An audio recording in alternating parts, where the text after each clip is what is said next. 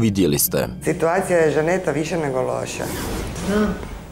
Jako ste zapustili svoje zube i tu će trebati jako puno zahvata. Sad smo ispreparirali džep u koji ćemo staviti implantat.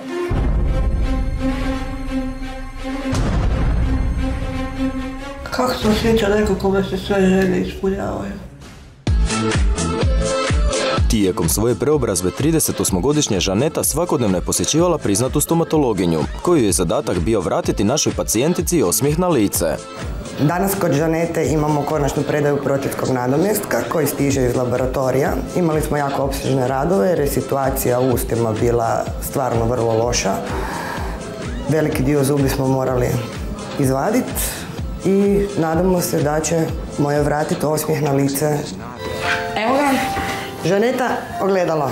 Ne jako. Isuse, hvala, super. Sviđa? Zadovoljna? Super je.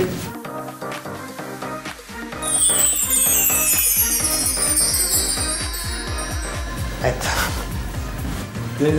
That's all, folks. Vrijeme za povratak doktoru Bagatinu, koji će Žanetino lice danas dodatno zagladiti uz pomoć filera, odnosno injekcija hijaluronske kiseline. Radi se o jednoj od trenutno najpopularnijih metoda za brisanje bora bez skalpera. Vodam ja svaki put kad injiciram i kad stanem. Nego okreću injekcija, tako. Iako se gospođa u početku bojala igle, vidjela je da tretman nije stvarno ništa strašno. Ja sam prezadovoljna rezultatima. Nadam se da se vidi.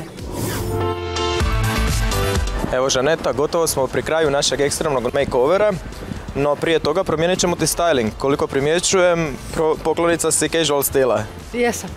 Pa upravo to ćemo promijeniti, zato te vodimo k Aleksandri Dojčinović, poznatoj modnoj kreatorici. Odlično. Bog, Aleksandra. Bog. Si dobro? Jesam, Bog. Evo, ovo je naša gospođa Žaneta. Danas će se pobrinuti kako bi promijenila njezin styling i nadam se da ćeš u tome biti jako uspješna. Točno, krenimo na posao.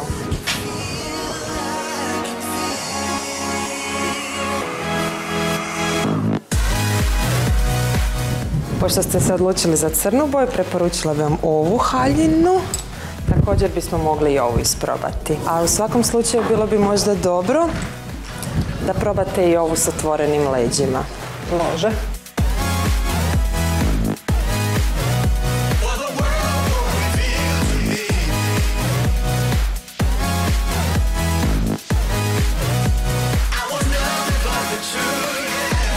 Primijetila sam da je gospođa casual stil do sada njegovala, pa smo to odlučili promijeniti u jednu seksi eleganciju s obzirom na njezin novi izgled.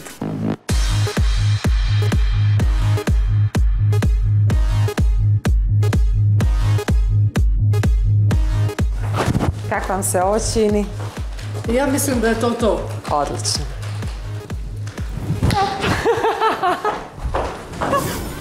Uz ovakvu elegantnu haljinu valjalo je još pronaći i odgovarajuće cipele.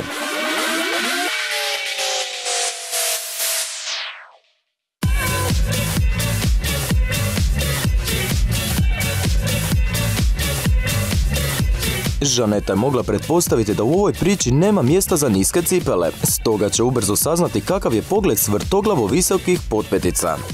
Ja mislim da su ovo najviše cipele koje sam ikad u životu imala, ali sam vrlo iznenađena koliko su udobne.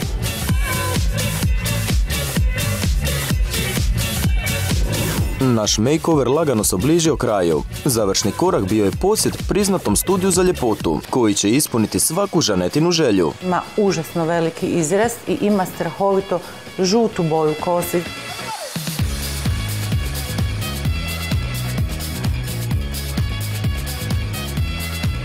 Mi ćemo ispuniti njezine želje, stavit ćemo joj ekstenzije da ima lijepu dugu kosu, srebrnoga jednoga sjaja ćemo staviti da izgleda kao da je prirodna kosa.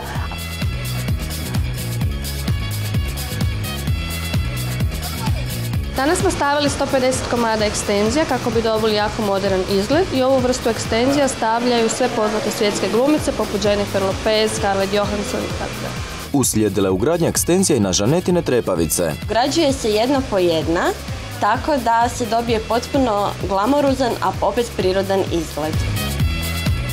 Točka na i. Nanošenje odgovarajućeg make-upa.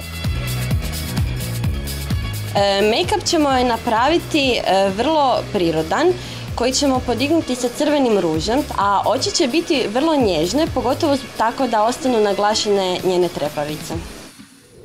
Tijekom svoje preobrazbe Žaneta se podvrgnula abdominoplastici, odnosno uklanjanju suvišnog masnog tkiva s trbuha. Uslijedila je korekcija nosa kao i kapaka, a grudi su joj podignuto s pomoću implantatskih umetaka.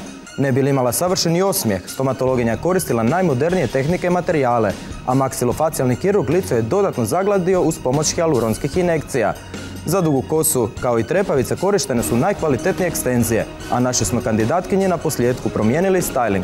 A kako izgleda nova Žaneta, vidjet ćete upravo sada.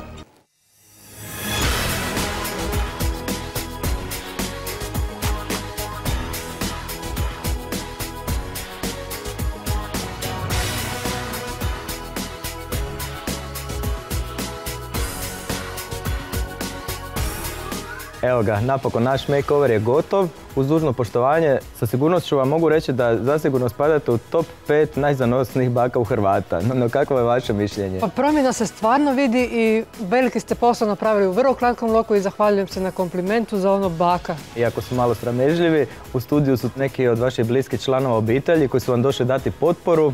Kakvi su njihovi prvi dojmovi? Pa za sad me vidjela samo svekrva, ona je oduševljena, a znate kad svekrva kaže da je nešto dobro, onda mora biti dobro.